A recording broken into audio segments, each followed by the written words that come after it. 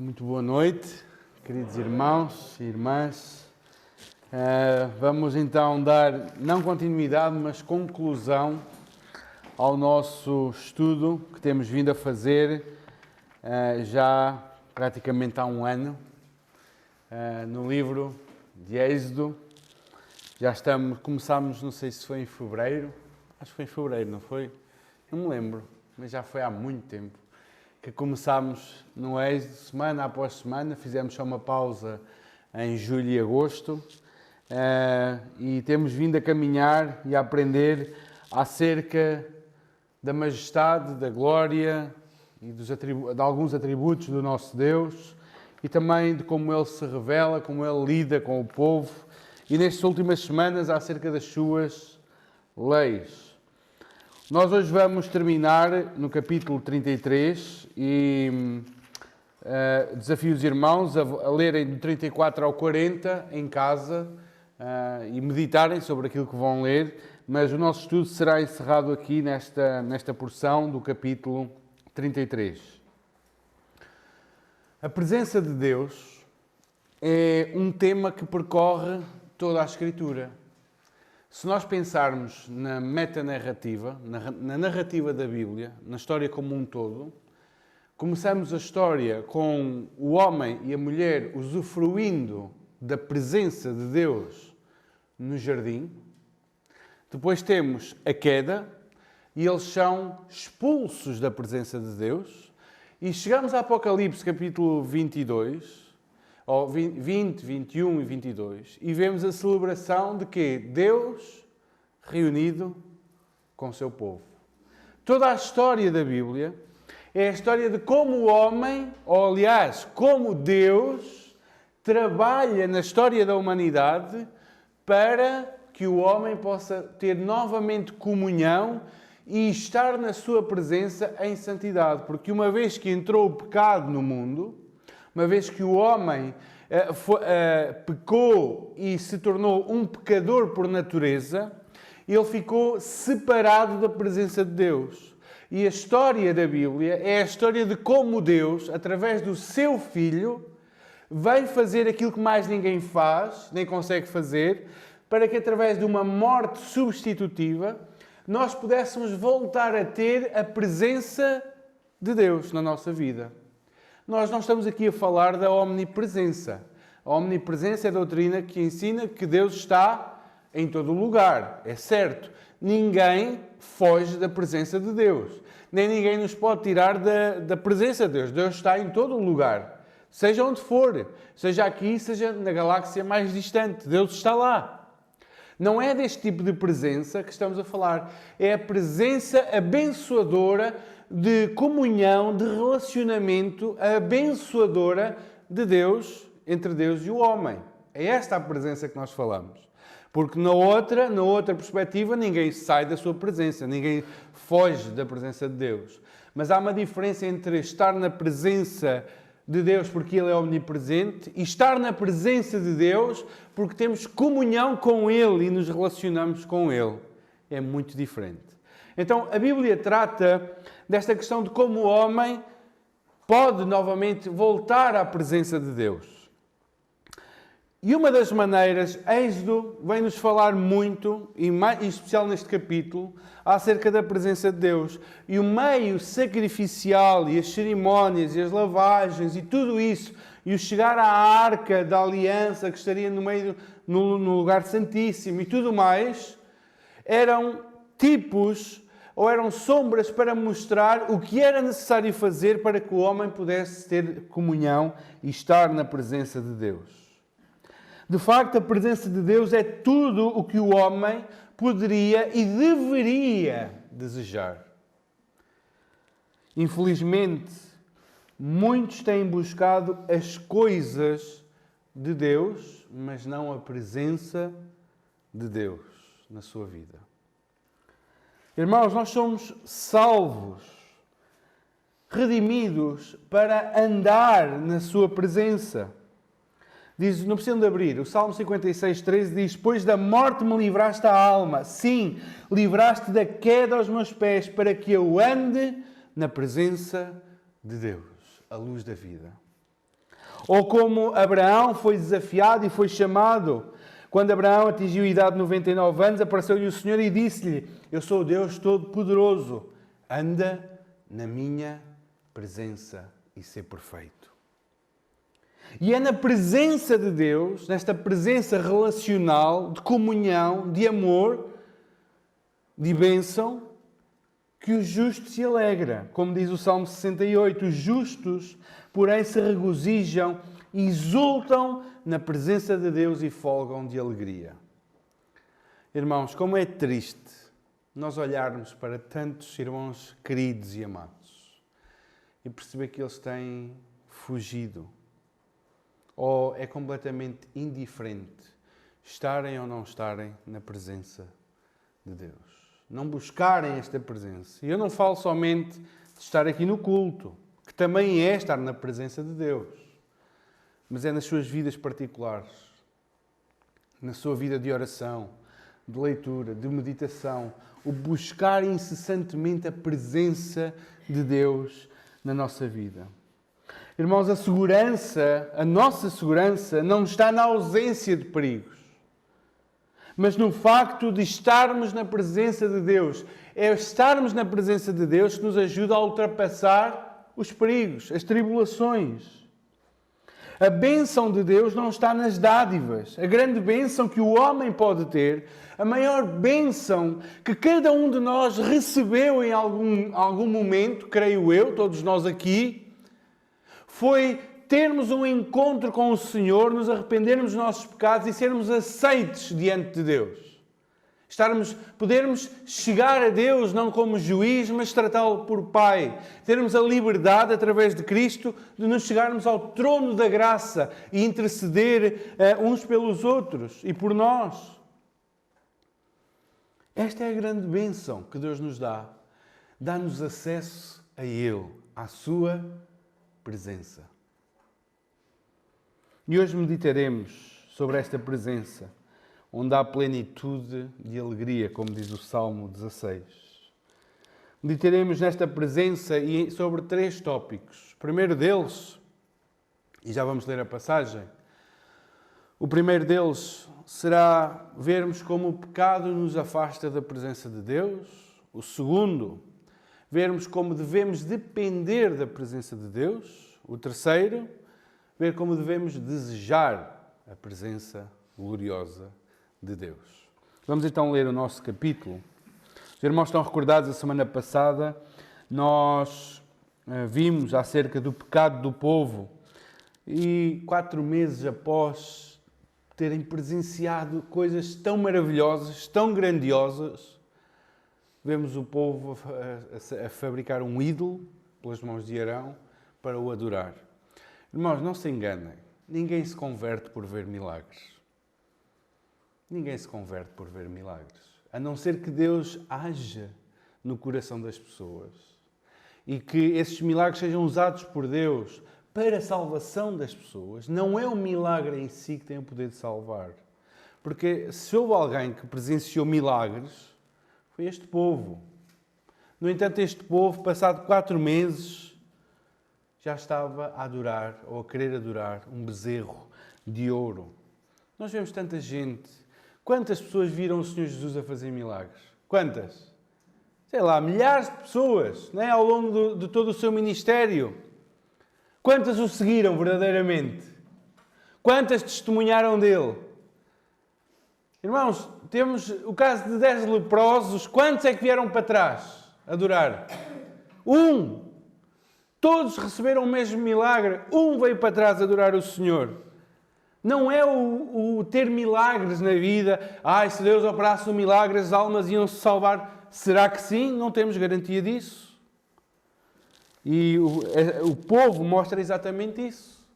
Depois de presenciar coisas grandiosas que poucos seres humanos tiveram o privilégio de ver ao longo da história, agora, passados 4 meses, eles tinham criado um bezerro de ouro. E vemos aqui Moisés a interceder pelo povo, tal e qual uma figura de Jesus Cristo que intercede por nós diante de Deus.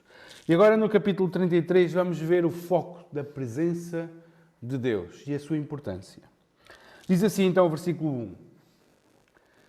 Disse o Senhor a Moisés: vai, sobe daqui tu e o povo que tiraste da terra do Egito para a terra a respeito da qual jurei a Abraão, a Isaque e a Jacó, dizendo: à tua descendência a darei.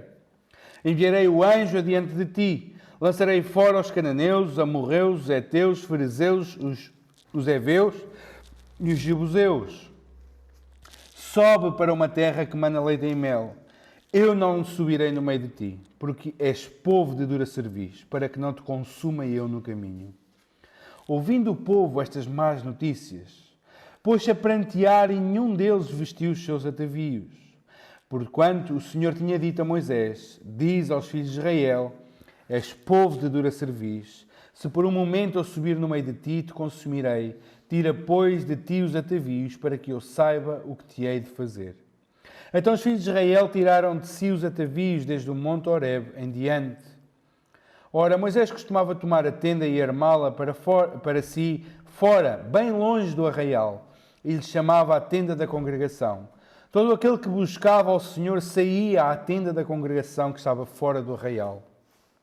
Quando Moisés saía para a tenda, fora, todo o povo se erguia, cada um em pé à porta da sua tenda, e olhavam pelas costas até entrar ele na tenda. Uma vez dentro Moisés da tenda, descia a coluna da nuvem e punha-se à porta da tenda, e o Senhor falava com Moisés. Todo o povo via a coluna da nuvem, se detinha à porta da tenda. Todo o povo se levantava, e cada um, à porta da sua tenda, adorava ao Senhor. Falava o Senhor a Moisés face a face, como qualquer fala com o seu amigo. Então voltava Moisés para o arraial, porém o moço Josué, seu servidor, filho de Num, não se apartava da tenda. Disse Moisés ao Senhor: tu me dizes, faz subir este povo, porém não me deste saber a quem há de enviar comigo. Contudo disseste: conheço-te pelo teu nome, também achaste graça aos meus olhos. Agora, pois, se achei graça aos teus olhos, rogo-te que me faças saber neste momento o teu caminho, para que eu te conheça e ache graça aos teus olhos e considera que esta nação é teu povo. Respondeu-lhe: a minha presença irá contigo e eu te darei descanso. Então lhe disse Moisés: se a tua presença não vai comigo, não nos faças subir deste lugar. Pois como se há de saber que achamos graça aos teus olhos, eu e o teu povo? Não é porventura em andares connosco de maneira que somos separados, eu e o teu povo, de todos os povos da terra? Disse o Senhor a Moisés: farei também isto que disseste, porque achaste graça aos meus olhos e eu te conheço pelo teu nome. Então ele disse: rogo-te que me mostres a tua glória. Respondeu-lhe: farei passar toda a minha bondade diante de ti e te proclamarei o nome do Senhor. Terei misericórdia de quem eu tiver misericórdia e me compadecerei de quem eu me compadecer. E acrescentou: não me poderás ver a face, porquanto homem nenhum verá a minha face e viverá. Disse mais o Senhor: eis aqui um lugar junto a mim, e tu estarás sobre a penha. Quando passar a minha glória, eu te porei numa fenda da penha, e com a mão te cobrirei até que eu tenha passado. Depois, em tirando eu a mão, tu me verás pelas costas, mas a minha face não se verá. Até aqui a palavra do Senhor. Vamos orar novamente. Amado Deus e Pai, nós te pedimos, Senhor, que nos instruas, que nos alimentes, Senhor, a cada um de nós, através da Tua palavra e pela ação do Teu Santo Espírito. Senhor, nós te pedimos que nos abras o entendimento e o coração para entender e receber e guardar a Tua palavra no nosso coração, para não pecarmos contra Ti. Te pedimos, ó Deus, que sejas connosco, pelo nome de Jesus Cristo. Amém. Amém. Então, o primeiro ponto que nós vamos ver é do versículo 1 ao versículo 11. E vamos ver que a presença de Deus é perdida por causa do pecado. O povo tinha entrado numa aliança com o Senhor e nessa aliança comprometeu-se a viver de acordo com os estatutos do Senhor. Havia um pacto entre o povo e Deus, ou Deus e o povo, onde é um pacto muito ao estilo do antigo Médio Oriente, onde havia um suzerano e um vassalo. Ou seja, o suzerano prometia proteção e guarda das terras e os vassalos comprometiam-se a guardar a cumprir todas as leis, todas as prescrições que estavam naquele contrato. Se algum vassalo não cumprisse alguma prescrição, então ele perderia aquela proteção do suzerano, do seu senhor, digamos assim. E aqui é bem ao estilo desses contratos do Antigo Médio Oriente. O Senhor faz um contrato com o povo e o povo fica obrigado a cumprir todas as leis, todas as linhas daquele contrato, para que haja harmonia entre um e outro. Porque o Senhor não vai falhar na sua proteção. Não é o Senhor que vai falhar na sua aliança. O povo é que tinha que ter a garantia de que iria, ou dar a garantia que iria cumprir. Mas não cumpriu. Vimos a semana passada que o povo caiu tão rapidamente em pecado, e um pecado grotesco. Ou seja, o povo violou o primeiro mandamento: não farás outros deuses diante de mim, não te encurvarás a eles. Foi exatamente a primeira coisa que o Senhor disse para não fazer, foi exatamente aquilo que eles fizeram. Construíram um Deus à sua moda, à sua imagem, para o adorar. E, irmãos, este pecado teve consequências drásticas para a vida do povo. Dali, a partir daquele momento, já não foram mais os mesmos. O relacionamento estava prestes a mudar. O Senhor começa a dar sinais de afastamento do povo. E nós já vamos ver isso. E o pecado tem este efeito na nossa vida. Tem o efeito de nos mudar. E às vezes o pecado muda-nos de tal maneira e deixa marcas tão profundas na nossa vida que elas só serão removidas. Não estou a dizer o pecado nem a culpa. As marcas só serão removidas quando o nosso corpo descer à sepultura e depois ressuscitarmos. Aí sim, todas as marcas do pecado serão removidas para sempre. Mas, nesta vida, há pecados tão profundos que teremos que viver com as consequências deles. Não estou a dizer que não podemos ser perdoados por Deus. Há perdão de Deus, há restauração de Deus. Mas há marcas, muitas vezes, que vamos viver com elas enquanto durarmos aqui nesta terra. E o pecado tem este poder de nos marcar até à morte, digamos assim. Irmãos, e também nós tendemos a pensar que o pecado nos afasta de Deus. E é certo, está corretíssimo. O pecado, sim, afasta-nos de Deus. Quanto mais eu pecar e viver numa vida de pecado, mais afastado eu fico do Senhor. E isso vê-se de uma forma muito prática, aqui assim na nossa Assembleia, na nossa congregação. Nós percebemos pessoas que começam a viver em pecado, começam-se a afastar dos cultos.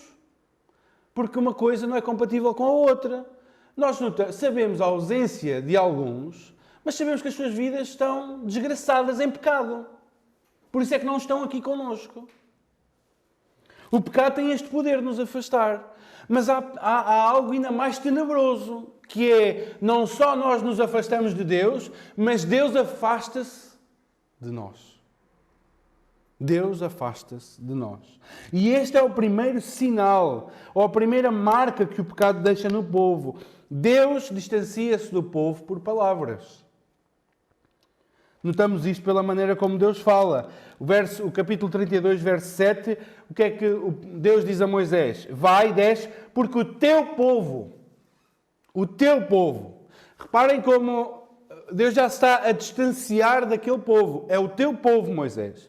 E no 33:1 diz, vai, sobe daqui, tu e o povo que tiraste. Tu. Não é o meu povo, é o teu povo, Moisés. Irmãos, o Senhor começa a tratar os israelitas não como o seu povo, mas como o povo que estava sob a liderança de Moisés.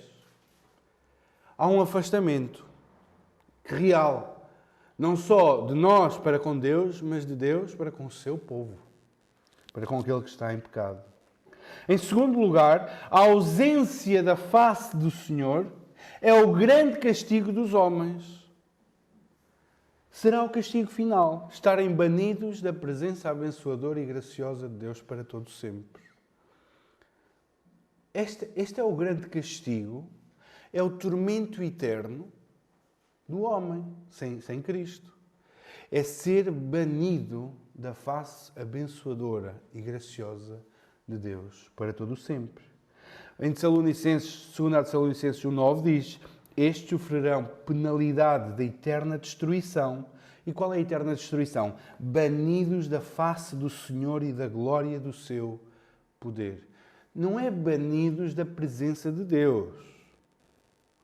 É banidos desta face de comunhão, de relação, de amor, de graça e de misericórdia entre nós e Deus e nós.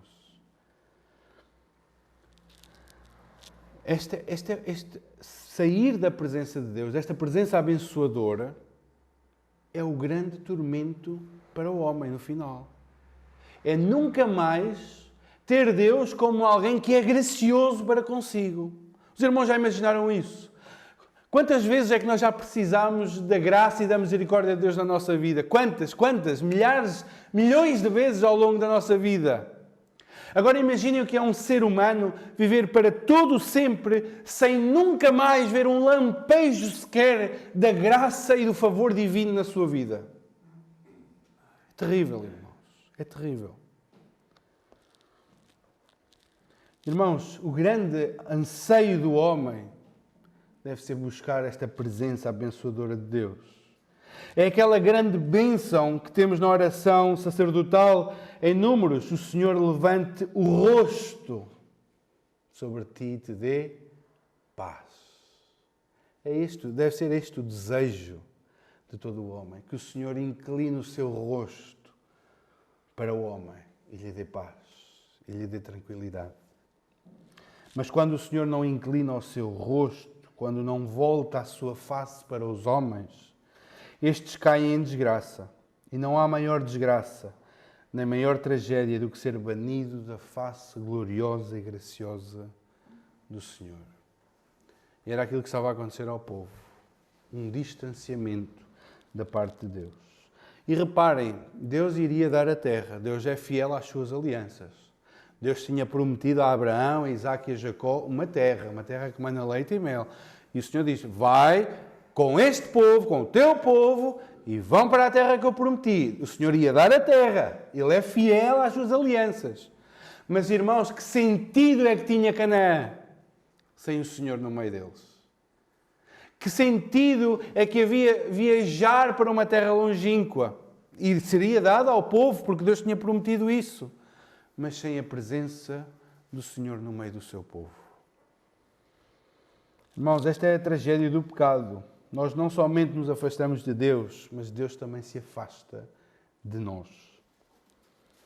Quando o nosso coração fica obstinado, rebelde contra a vontade de Deus, a maior punição que o homem pode receber é ser deixado por Deus. E o Senhor retirar a sua graça e deixar-nos ir na nossa rebeldia. Esta é uma das maiores punições que o ser humano pode receber da parte de Deus. O afastamento de Deus. Deus afastar-se e deixar o ser humano mergulhar no lamaçal que ele tanto deseja. É uma punição da parte de Deus. Os irmãos, nós vamos estudar Romanos a partir de janeiro, final de janeiro. Romanos 1 diz assim, fala acerca dos ímpios, dos incrédulos, e diz que quando os homens reprimem a verdade de Deus, quando, tendo conhecimento de Deus, não o glorificam como tal, quando mudam a verdade de Deus em mentira, e quando desprezam o conhecimento de Deus, ou seja, eles sabem que há um Deus, sabem qual é a vontade de Deus. Irmãos, isto é para o descrente, mas também nós, cristãos, devemos lembrar que muitas vezes sabemos qual é a vontade de Deus, mas somos rebeldes e obstinados e queremos seguir adiante com a nossa convicção. Quando fazemos isso, sabem o que é que acontece? Diz o texto, que as suas mentes se tornam vazias e o seu coração insensato. Que Deus os entrega completamente à imundícia, que Deus os entrega a paixões infames, que Deus os entrega a uma disposição mental reprovável. Deus afasta-se, abandona o homem no seu próprio pecado. Terrível. Terrível. Esta é a tragédia de ser abandonado por Deus, de perder a presença de Deus é ser abandonado na própria loucura, sem perceber o caminho de morte que se está a trilhar. Quão triste é nós perdermos esta presença de Deus por causa de nós mesmos, da nossa obstinação, da nossa rebeldia, do nosso pecado. A terceira consequência é que o encontro com Deus já não era no meio do arraial. Reparem, até aqui Deus encontrava-se com o povo no meio do arraial. Mas agora seria fora do arraial. Verso 7 diz assim: Ora, Moisés costumava tomar a tenda e armá-la para si, fora, bem longe do arraial. Aquela presença de Deus que se fazia sentir no meio do povo, já não era mais no meio do povo, mas fora do povo. E Moisés montou esta tenda da congregação que não deve ser entendida como o tabernáculo. Reparem que há um espaço de tempo entre Deus dar a lei, a dizer, eu quero que o tabernáculo seja construído assim, assim, assim, e o tabernáculo ser construído de facto. Há aqui um espaço de tempo, uma diferença temporal, e nesse espaço de tempo Moisés montava uma tenda, certamente mais pequena, onde se encontrava com o Senhor, onde o Senhor lhe falava, mas era fora do arraial. E esta expressão fora do arraial faz-nos lembrar Hebreus 13:13, que nos convida exatamente, se queremos encontrar Deus, ou neste caso de Hebreus, se queremos encontrar Jesus, onde é que temos que ir? Saiamos a Ele, a Jesus. Aonde? Fora do arraial. Fora do povo. Longe da multidão. Saiamos a Ele fora do arraial. Esta era a consequência, perder a presença de Deus no meio do povo. Irmãos, pensemos sobre isto, sobre a tragédia que é o nosso pecado. E uma coisa é nós pecarmos, que pecamos. Pecamos por temperamento, uma resposta mal dada, pecamos por emoções erradas, pecamos por desejos errados e lutamos contra isso. Mas o pecado obstinado, contínuo, consciente, não é a mesma coisa de que pecar esporadicamente ou pecar pontualmente, em algum momento, fazer alguma coisa errada. Outra coisa é o pecado obstinado e contínuo que nos afasta da presença gloriosa e graciosa de Deus. O segundo ponto, verso 12 a 16, é que sem Deus não vale a pena seguir adiante. O que temos aqui é um momento de intensa comunhão entre um homem temente a Deus e o seu Deus. Moisés sente-se confuso com tudo o que está a acontecer. É mais ou menos assim: Senhor, tu disseste que eu achei graça aos teus olhos. Tu disseste que me conhecias pelo meu nome, que eu achei graça aos teus olhos. Agora então, se de facto eu achei graça aos teus olhos, mostra-me o teu caminho. Moisés estava desorientadíssimo. Tinha recebido uma missão da parte de Deus. Era Deus que o estava a chamar, que o chamou para, quando ele estava lá a pastar as ovelhas, chamou para vir libertar o povo. Moisés veio libertar o povo. Deus usou Moisés grandemente no Egito. Atravessaram o mar e agora o povo que tinha dito sim, nós vamos obedecer à lei do Senhor, vamos cumprir a aliança do Senhor. Agora o povo tinha desobedecido, o povo estava rebelde, Deus já não queria saber do povo, diz: eu vou matá-los, eu vou fazer um novo povo contigo. E Moisés está ali, no meio da confusão. Irmãos, já pensaram? Moisés está entre a espada e a parede. Tem um povo rebelde e tem o Senhor que quer deixar o povo e quer destruí-lo. E Moisés diz: Senhor, se eu realmente achei graça aos teus olhos, rogo-te que me faças saber neste momento o teu caminho, para que eu te conheça e ache graça aos teus olhos. E considera. Reparem com a intimidade, a profundidade da intimidade de Moisés com o Senhor. O Senhor está a dizer: este é o teu povo que tu tiraste, ele é o teu, leva o teu povo. E Moisés diz: Senhor, considera, este povo é o teu povo. é o teu povo. Reparem como Moisés enfatiza tanto isso. Verso 13 fala o teu povo. Depois, no 16, diz, não é porventura em andares connosco, nós, eu e o teu povo, ou não achamos graça aos teus olhos, eu e o teu povo. Moisés está sempre a lembrar o Senhor, perdoem-me, entre aspas, mas está a lembrar o Senhor que aquele povo só era povo porque Deus o tinha chamado, era povo de Deus. E Moisés está ali, entre a espada e a parede, está ali a interceder pelo povo, por um povo rebelde, e um Deus que quer deixar o povo. E Moisés sente-se desorientado. Então o Senhor declara, no verso 14 diz, respondeu-lhe o Senhor, a minha presença irá contigo e eu te darei descanso. Não te preocupes, Moisés, eu vou contigo. E Moisés dá algo que deveria marcar todas as nossas decisões. Todos os nossos movimentos deveriam ser marcados por este pensamento. Que é qual? Verso 15.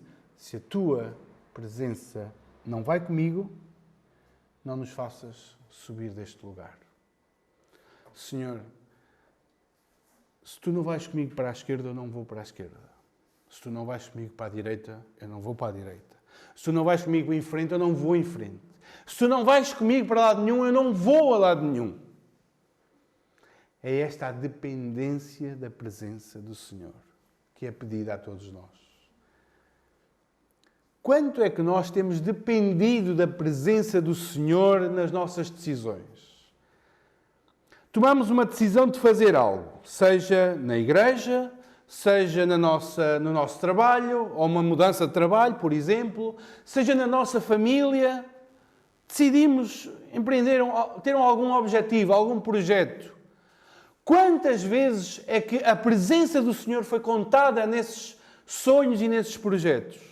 Quantas vezes é que tivemos em conta se o Senhor estaria ou não naquele trabalho? Porque se Ele não está, deixem-me dizer, é o trabalho mais infrutuoso do mundo. Se o Senhor não está connosco em tudo aquilo que nós fizermos, todo o trabalho é belo, vaidade, vão, vazio, sem nada. Mas se o Senhor está connosco, irmãos, temos vitória garantida, temos sucesso garantido. John Knox, ele dizia, um homem sozinho com Deus é a maioria. Um homem sozinho com Deus é a maioria. Porque um homem que ande com o seu Deus, um homem que ande na presença do seu Deus e que vá na direção que Deus quer que ele vá, meus irmãos, venham os inimigos e as tempestades que vierem. Um homem com o seu Deus é a maioria. E Moisés deixa isto bem claro e nós devemos gravar isto no nosso coração. Se a tua presença, Senhor, não estiver connosco, eu não farei. Nós não faremos. Serve aqui para a igreja. Serve para a nossa vida pessoal, para todas as nossas decisões que nós tomamos.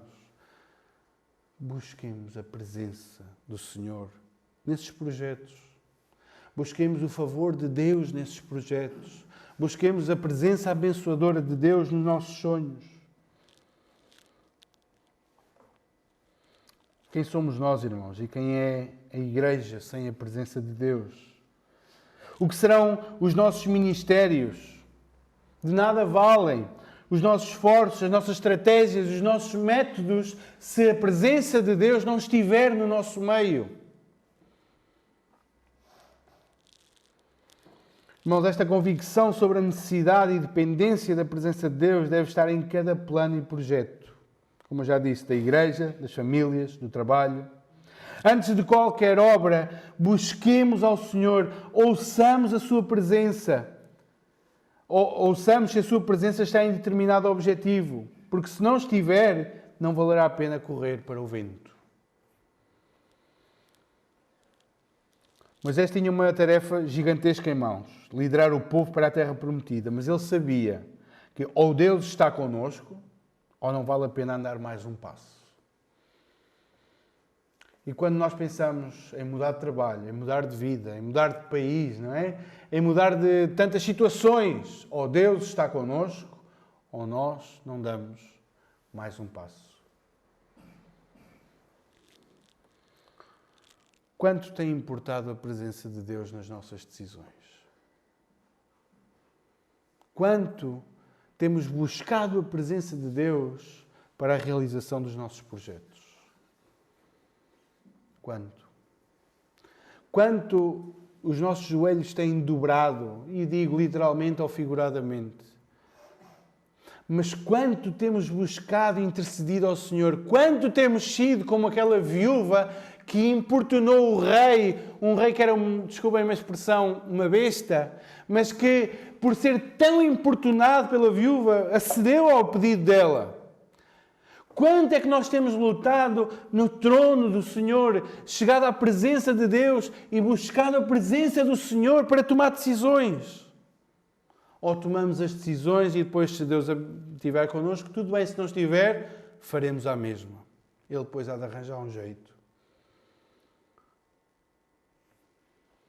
Irmãos, será que nós podemos cantar a minha alma suspira e desfalece pelos átrios do Senhor, o meu coração e a minha carne exultam pelo Deus vivo? Será que o nosso coração deseja verdadeiramente a presença do Senhor e isto também na realização dos nossos objetivos, na nossa trajetória de vida? Quanto anelamos, quanto dependemos, quanto desejamos a presença do Senhor no meio do seu povo? Quanto? Em terceiro lugar, a glória da presença do Senhor. Versos 17 a 23. Moisés vê o seu pedido atendido, porque Deus diz: farei também isto que disseste, porque achaste graça aos meus olhos e eu te conheço pelo teu nome. Ok, Moisés, eu estou contigo, eu vou contigo e com o povo. A minha presença estará contigo. E Moisés, próprio dos homens que vivem numa comunhão intensa com Deus, não para aí a conversa. Parece Abraão, não é? Lembram-se de Abraão, quando diz: Senhor, quando Deus diz que vai destruir Sodoma e Gomorra, ele começa a e se houver 50, e 20, e 10, e 5, e 1, e não se cala. É alguém que conversa realmente com Deus. Não está a fazer uma reza, mas está a dialogar com o Senhor, está a falar com o Senhor, está a importunar o Senhor. E o Senhor agrada-se que o importunem. O Senhor agrada-se que nós insistamos na oração, no recorrer a Ele. O Senhor não se importa que batamos todos os dias, várias vezes ao dia: Senhor, ajuda-me, Senhor, ajuda-me, Senhor, ajuda-me. O Senhor não se importa. O Senhor agrada-se daqueles que para tudo dependem dEle e recorrem a Ele. E o Moisés não para na conversa, satisfeito com o seu pedido, mas diz: rogo-te que me mostres a tua glória. Moisés não pede uma demonstração de poder. Notem isto. Moisés já tinha visto poder que chega, as pragas, o mar e tudo mais. Moisés não pede poder. Moisés pede uma demonstração ou quer experimentar totalmente o esplendor da presença de Deus de forma pessoal. Ele mesmo. Ele quer experimentar a presença do Senhor, verdadeira, real, gloriosa na sua vida. Irmãos, e isto nos mostra onde deve estar o coração do servo de Deus. Apesar de tudo o que estava a acontecer ao redor, Moisés estava preocupado e desejoso por contemplar a glória de Deus. Num momento tão marcante na vida de Moisés e do povo, este homem quer uma coisa: contemplar a glória de Deus. É isso que ele quer. Nada mais. Mostra-me a tua glória. Um comentador diz: quando os servos de Deus estão desanimados ou decepcionados por causa do pecado do seu povo, o melhor remédio para o seu coração quebrantado é uma nova visão da glória de Deus. é serem fortalecidos e rejuvenescidos por contemplarem a glória de Deus. E o Senhor concede-lhe o pedido, mas não totalmente. O Senhor vai mostrar não toda a glória que pode mostrar, mas toda a glória que Moisés pode ver. Porque se Deus mostrasse toda a glória que ele pudesse mostrar, Moisés seria fulminado, desintegrado. Então o Senhor é cuidadoso e não mostra toda a sua glória que pode mostrar, mas toda a glória que Moisés pode ver. Diz, eu vou-te mostrar a minha bondade, vou-te demonstrar o meu nome. E demonstrar o nome é demonstrar a sua natureza. E Deus iria demonstrar que a sua natureza é uma natureza misericordiosa, mas uma misericórdia soberana. O que é que ele diz? Eu terei misericórdia de quem eu tiver misericórdia.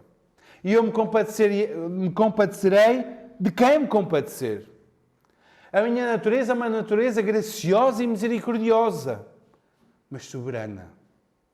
Soberana. O povo só não é destruído porque Deus é soberanamente gracioso e misericordioso para com ele. Paulo, mais à frente, em Romanos 9, vai utilizar esta passagem para falar exatamente da salvação soberana de Deus, mas teremos tempo de ver isso mais adiante.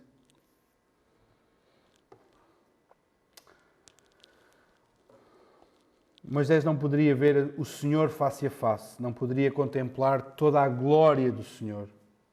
Deus então diz a Moisés para se colocar na fenda da rocha e com a sua mão, claro que nós temos aqui vamos lá ver se sabem, quando diz mão, costas, é um antropomorfismo, ou seja, é linguagem de homem, né? Antropos é homem, né? Morfismo é a forma. Então, é usar expressões humanas, imagens humanas, mãos, pés, costas, nariz, olhos, para falar de Deus, mas Deus não tem mãos, nem pés, nem olhos, nem costas, porque Deus é Espírito. Mas quando vemos esta linguagem é para nós entendermos. É para nós entendermos. Não está a dizer que Deus tem mãos. Mas então o Senhor, nesta linguagem antropomórfica, Ele põe a sua mão na fenda da rocha, tapa e passa. E quando Ele passa, então Ele tira a mão para que Moisés o visse pelas costas. Irmãos, como é transformador, um vislumbre da glória de Deus. Diz mais adiante que Moisés, quando desceu do monte, o seu rosto brilhava, a ponto de ter que pôr um véu para que os outros estavam com medo dele inicialmente até, né? Mas o seu rosto brilhava. Como é transformador um vislumbre da glória de Deus. E como temos falhado, irmãos, em importunar o trono da graça para que o Senhor nos dê uma visão gloriosa de si mesmo, de Cristo. Como temos falhado em importunar o Senhor para que os nossos joelhos trôpegos sejam fortalecidos, para que o coração desmaiado seja vivificado pela gloriosa presença de Deus em nossas vidas. Precisamos de buscar a presença gloriosa do nosso Deus para que a igreja seja vivificada, irmãos.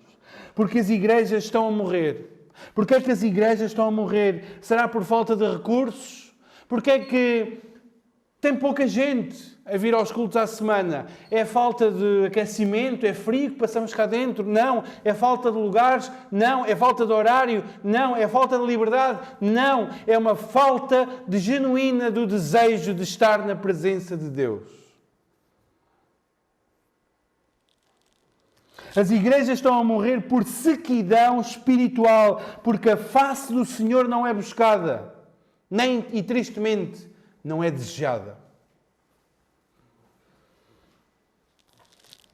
Irmãos, que os nossos corações sejam inflamados pela presença gloriosa de Deus em nossas vidas, na vida das nossas famílias.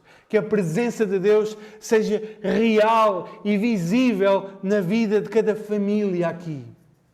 Que a presença de Deus seja real e gloriosa na vida de cada um aqui. Que a presença de Deus seja real na vida desta igreja local aqui. Nós podemos pensar, não somos Moisés, irmãos, é assim, não temos uma fenda na rocha. Não é? Nós não presenciamos estes acontecimentos, nem vamos presenciar. Deus não nos vai dizer, coloca-te na fenda da rocha que eu protejo-te. Mas sabe, irmãos, nós não temos uma fenda na rocha, nós temos uma rocha inteira que nos dá acesso ao Pai, a uma visão da glória de Deus. Nós temos Cristo Jesus, esse sim é a nossa rocha que nos permite proteger-nos e chegarmos à presença gloriosa de Deus, através dele, sem sermos consumidos, sem sermos destruídos. Temos um mediador, um intercessor, um abrigo em Cristo, através do qual temos acesso à presença de Deus, ao seu trono de graça, à sua presença gloriosa, sem sermos consumidos, porque Cristo é a nossa proteção. Cristo é a nossa proteção. Assim como Moisés foi protegido pelaquela rocha, por se meter na fenda, assim qualquer um aqui pode chegar à presença gloriosa de Deus sem ser consumido quando vai protegido pelos méritos de Cristo Jesus. Irmãos, como igreja hoje aqui, que pensemos sobre a presença de Deus. Como a perdemos por causa do pecado, como devemos depender dela para conduzir os nossos passos e como devemos anelar por ela para que a nossa vida seja vivificada, fortalecida por essa presença gloriosa, para que possamos viver vidas para a glória de Deus. Que o Senhor nos abençoe com a sua presença. Vamos ler Números 6. É uma oração fantástica que nós deveríamos saber.